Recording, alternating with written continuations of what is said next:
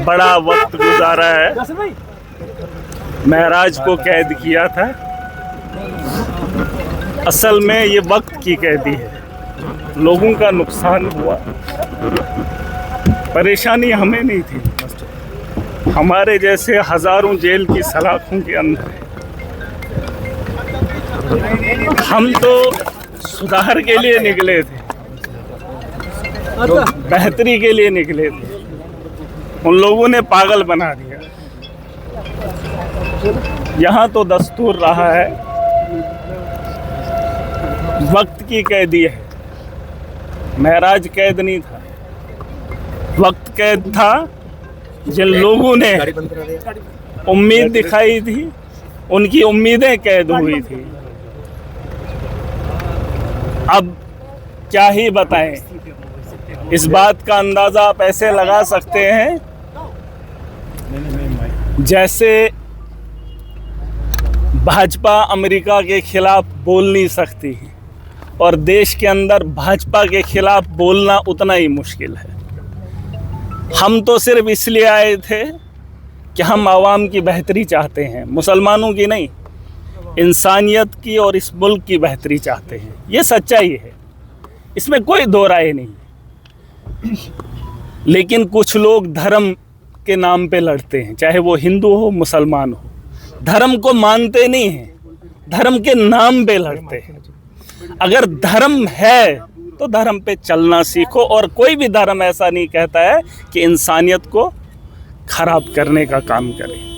हमारी सोच तब भी वही थी, वक्त कैद था, सोच कैद नहीं है। जिंदगी कितनी है, कितनी है।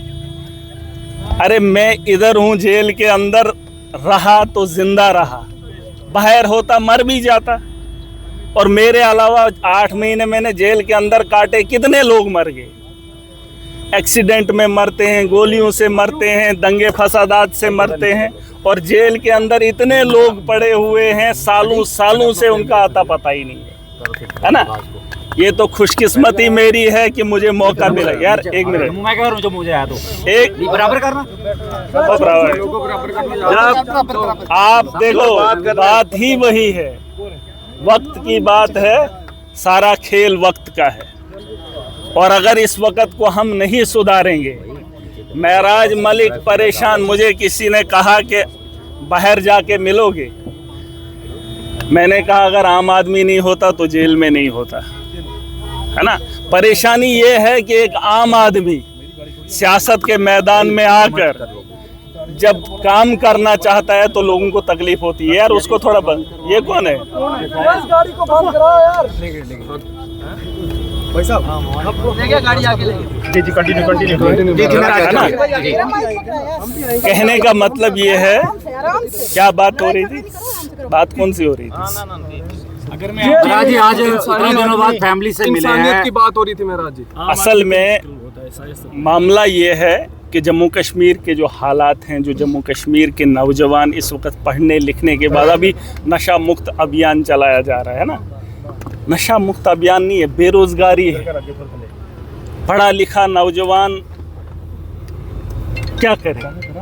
अब माँ बाप कोशिश कर रहे हैं कि उसका बच्चा पढ़े लिखे, उसके बाद क्या है आप ही मुझे बताओ, उसके बाद हमारा फ्यूचर कहाँ है? बेरोजगारी इतनी है कि आम आदमी परेशान है, नौजवान परेशान है। यहाँ पर मैंने देखा, सरकार में जब गया, असेंबली में पहली बार गया, मैंने सोचा कुछ रिफॉर्म लाएंगे, लेकिन जिन लोगों के हाथ में इक़्तिदार है उनके पास पॉलिसी नहीं है, तो कहाँ से हम लोग उठेंगे? इसलिए मैं कहता हूँ, जो लोग ताकतवर हैं, खुद को ज़हीन समझते हैं, वो घरों में बैठे हैं। और जब एक आदमी, एक नौजवान कोशिश करता है तो ये लोग उसे पागल बना देते हैं। अगर वो लोग जो ज़हीन तबका घरों के अंदर बैठा है, अगर वो समझदार है, तो वो अपने मुस्तकबिल के लिए, आवाम की बेहतरी के लिए घरों से बाहर निकलेगा। और मैं ये नहीं कह रहा हूँ कि वो लड़ाई लड़ेगा, किस किस्म की लड़ाई लड़ेगा। हम जिन लोगों से उम्मीद रखते हैं वो लोग हमारे काम करने के लिए तैयार ही नहीं है। हमारी सरकार बनी थी, दावे बुए हैं, चाहे किसी की भी हो, नेता कोई भी बना हो। मैं 8 महीने जेल के अंदर रहा, बताए कोई जम्मू कश्मीर के किसी भी असेंबली में कोई बेहतरी आई हो? किसी भी हॉस्टल में सुधार आया हो, किसी भी स्कूल को इन लोगों ने बेहतर किया हो, बड़ी खुशियां। अरे खुश, आज कुछ लोग कह रहे थे कि लोग खुश हैं महराज मलिक बाहर आ गया। महराज मलिक के चाहने वाले खुश नहीं है, वो लोग खुश हैं जिन्होंने महराज को कैद किया था। लेकिन वो ये बात भूल गए हैं कि महराज की सोच को कैद नहीं कर सकते, क्योंकि ये इंसानियत का तकाजा है। मैं जानता हूं कि ज़िंदगी मुख्तसर है, और मुख्तसर सी ज़िंदगी में हर आदमी की जिम्मेदारी, कितना पैसा आएगा, कितना आएगा, कितना खाओगे। जिस कपड़े में आया था उसी कपड़े से बाहर आया हूँ आज, क्या फ़र्क पड़ता है? किसने कितना खाया, किसने कितना कमाया, क्या है ये? अरे खाना जेल के अंदर भी मिलता है, जेल के बाहर भी मिलता है। अब जहनी गुलाम हैं, उस जहनियत को निकालना पड़ेगा। नौजवान जो पढ़ा लिखा तबका है, चाहे वो कश्मीर के अंदर है या जम्मू के अंदर है, उसने ये अब कहेंगे पार्टी मैटर नहीं करती है, सोच मैटर करती है। आप असेंबली में, हमारे लिए मुस्तकबिल कहाँ से तय होता है? या तो सेंटर से होता है या असेंबली से, वहाँ पे पॉलिसीज़ बनती है। अगर वहाँ पॉलिसी बनाने वाला ही ठेकेदार होगा तो कहाँ से हमारे लिए बेहतरी होगी? जरूर जरूर, कहाँ से होगी? अब मामला ये है, इलेक्शन नहीं है, लेकिन हम लड़ाई भी नहीं छोड़ सकते। अपने जो नेता हैं, देखो नेता के बगैर यहाँ मुल्क नहीं चलता है। आप जो मर्जी बोलो, बिना पॉलिटिक्स के हमारा मुस्तकबिल बेहतर नहीं हो सकता है। आप लिख लो, दुनिया की बड़ी बड़ी जंगें इस वक्त देख लो, कौन कर रहा है? फौज तो लड़ रही है, लेकिन ट्रंप का ट्वीट आता है, जंग बंदी हो जाती है। नेतन्याहू कुछ बोल देता है तो हो जाता है। कौन है वो लोग? पॉलिटिक्स। मैंने कहा कि दुनिया के चलाने वाला एक मेरा रब है, दुनिया को, और दुनिया के अंदर इस मुल्क को, दुनिया को चलाने के लिए एक नेता है। जरूर जरूर है, हाँ जरूर, ये बात मानते हैं। और उसी सियासत से हम कोसों दूर हैं। जब मेरे जैसा आदमी सियासत के मैदान में आ जाए तो भाई साहब जेल जाना तय है ना। तो इसलिए नौजवान जो तबका है, मेरी गुजारिश है, जेल भरे हुए हैं, अगर वैसे ही कुछ लोग निकलेंगे असेंबली के अंदर के, अभी तो मैं अकेला हूँ भाई साहब, उस ऐवान में मुझे घिन आती है। ये सच्चाई है, आप कुछ भी कह लो। अरे लोगों की बेहतरी के लिए कोई काम तो होता, लेकिन नहीं हो रहा है।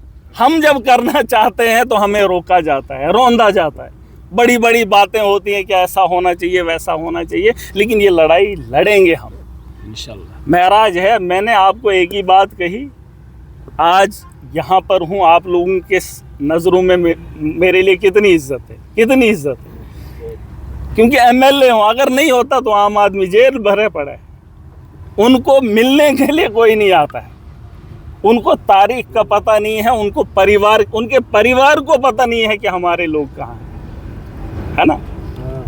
तो ये बातें हमको समझनी पड़ेंगी। वक़्त का खेल है, वक़्त की मजबूरी है, और इस लड़ाई को हमें मिलकर लड़ना पड़ेगा और जीतना पड़ेगा। जरूर जरूर। और जिन लोगों, और मैं गुजारिश करना चाहूँगा, देखिए मैं किसी के मुखालिफ नहीं हूँ, खुदा गवाह है, मैं किसी के मुखालिफ नहीं हूँ। अगर शौक़ होगा, मेरे बीते 8 महीने का रिकॉर्ड निकाल कर देख लीजिए, जेलर से पूछ लीजिए कि महराज मलिक का किरदार क्या है। अरे जेल के अंदर मैं किसी से लड़ा नहीं, किसी बात पे बहस नहीं हुई, लेकिन जब माशरे के अंदर जाता हूँ, जब जुल्म देखता हूँ तो सह नहीं पाता हूँ। ये पागलपन नहीं है, ये वक़्त की ज़रूरत है, और वक़्त के हालात को सुधारने के लिए हमें ये लड़ाई को आगे बढ़ाना पड़ेगा। और ये मत बताओ कि हम उसके साथ हैं, हम इसके साथ हैं। पहले खुद के साथ खड़े हो जाओ, अपनी बात समझ में आ जाए तो माशरा खुद ब खुद बेहतर हो जाएगा। ठीक है भाई साहब, अब किसी के कुछ सवाल है? जिंदाबाद, आगे जारी रहेगी। जिस तरह से जनता के मुद्दों को उठाते हैं और जनता के मुद्दों के लिए आप लड़ते हैं, उस तरह की लड़ाई जो आगे भी जारी रहेगी।